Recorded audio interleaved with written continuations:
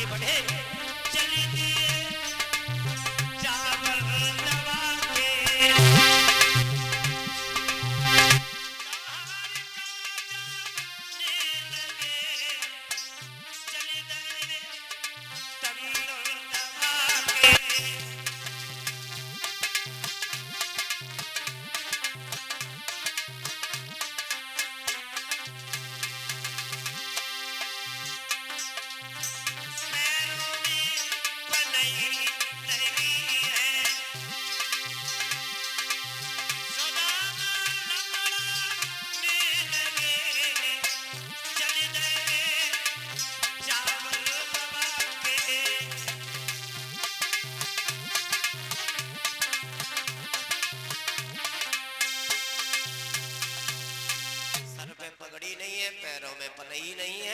शर्माते हुए सुदामा पहुंच गए द्वारिका के करीब और द्वारिका के बाहर भगवान समुद्र पे मल्लाह बने खड़े हैं नाव लेकर के हैं, क्योंकि भगवान ने एहसान को अदा किया है।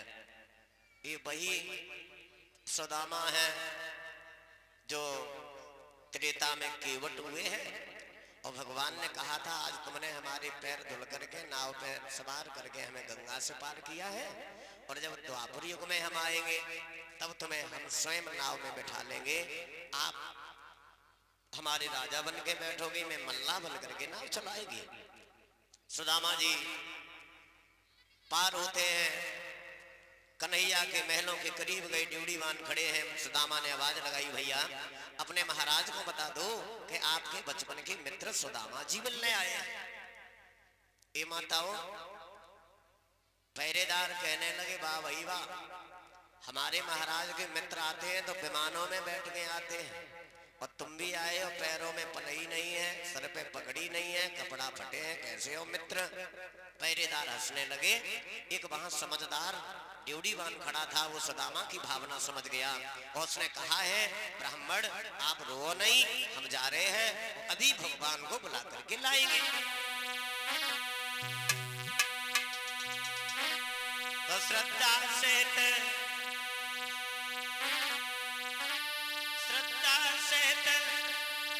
कृष्ण को मिलो चतुर दरबान, हाथ जोड़ कहने लगो ओ श्री कृष्ण भगवान।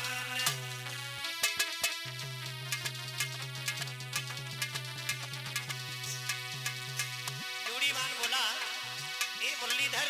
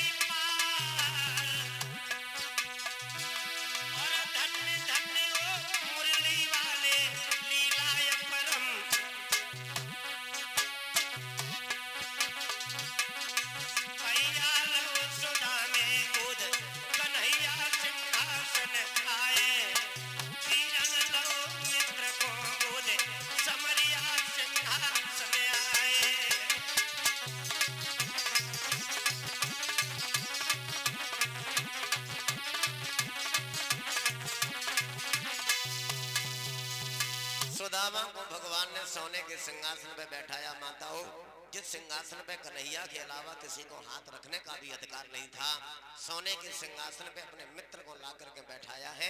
तो सुदामा को ऐसा लगा कि आज हम स्वर्ग में आ गए या स्वर्ग सिंहासन पे आ गया। सुदामा का चेहरा देखा है तो कृष्ण से रुका नहीं गया। देख सुदामा की दीन दशा, करुणा करे करुणा निधि रोए, पानी परा तो कुछ नहीं, और नैनन के जल सो पग धोए। कन्हैया रोने लगे हैं। जवाब दिया है, मित्र बड़े दिन के बाद आए, कहाँ रहे आज तक। और याद रखना, गरीबी में सुंदरता भी गायब हो जाती है। गरीबी कब आती है? जब हमारी दिनचर्या खराब हो जाती है, हमारे विचार खराब हो जाते हैं। न जाने कितने घमंडी ढीले हो गए, न जाने कितनों के टीले हो गए। भगवान की नजर अगर हट गई तो बड़े से बड़े अमीर के हाथ में हमने कटोरा देखा है इतनी सी उम्र में।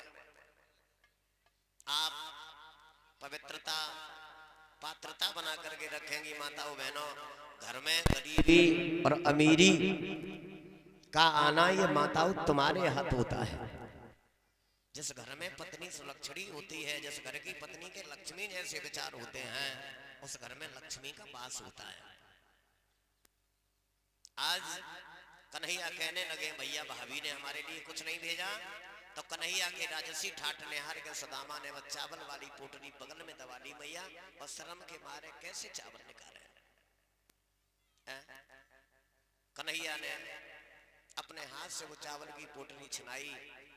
याद रखना भैया, जहाँ प्रेम होता वहां नेम नहीं होता है, और जहाँ नेम होता वहां प्रेम।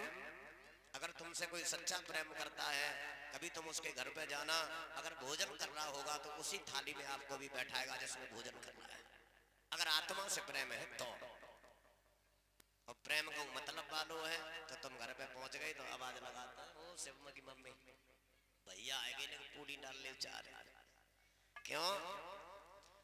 भगवान ने प्रेम के वशीभूत होकर के शिवरी के जूठे बेर है, विदुरानी के केला के छिलका, विदुर के यहाँ साग खाया है, दुर्योधन की मेवा का भगवान ने त्याग कर दिया। सुदामा के भाव और भक्ति के द्वारा वो टूटे हुए चावल भगवान ने निकाले।